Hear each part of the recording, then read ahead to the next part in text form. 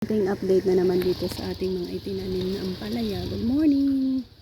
So ampalaya ang ating ipinapakita ngayon sa inyo.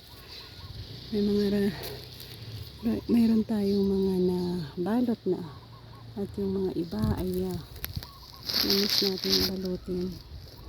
So like that, balutin din natin yan. So isa, dalawa, pwede natin mabalot dalawa, balikan natin yan.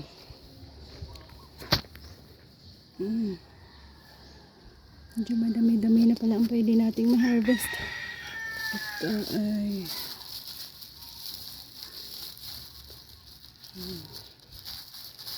parang ano yan dito. Ayan, ito din, tatlo.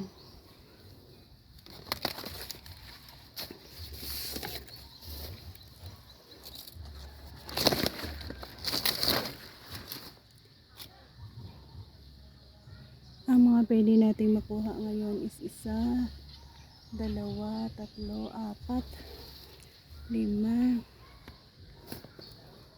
Mga maliliit pero pwede na ito. Ito alanganin pa eh. So meron tayong balika na apat na pwede na naman nating mabalot. So ito crooked siya oh. Hindi siya siguro tanggalan na lang natin. Baka sakali na ano to. Mag straight pa sila. Ang mga crooked, tanggalan na lang natin ng balot. Or hindi kaya butasan na lang natin.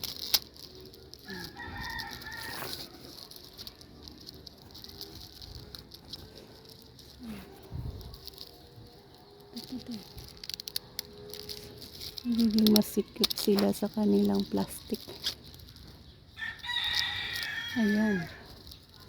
Baka sakali. Alanganin pa kasi. Mag straight pa sila. Ito rin oh. Crooked din siya.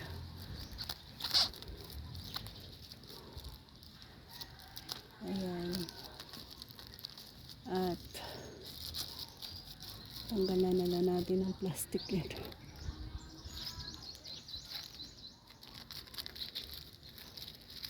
Check out natin, parang may sira na eh. Continue ang kanyang. Mayroon pa. Ito din oh. Mga crooked. Deform, mga deform.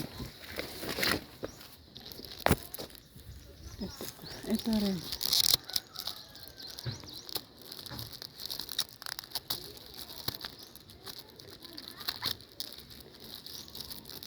So the next day or bukas na lang tayo mag-harvest.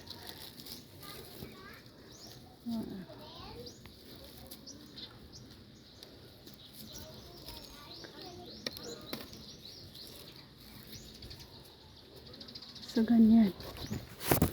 Ang area natin dito. Ganyan lang naman ka liit oh. Hanggang doon sa isa, dalawa, tatlo, apat, lima, anim, pito, walo, siyam, pulo, 11, 12 na puno lang naman ito eh. So pero nakapag produce na tayo dyan oh. Pwede natin pang ulam. So again guys, ito ang ating update para sa ating ampalaya.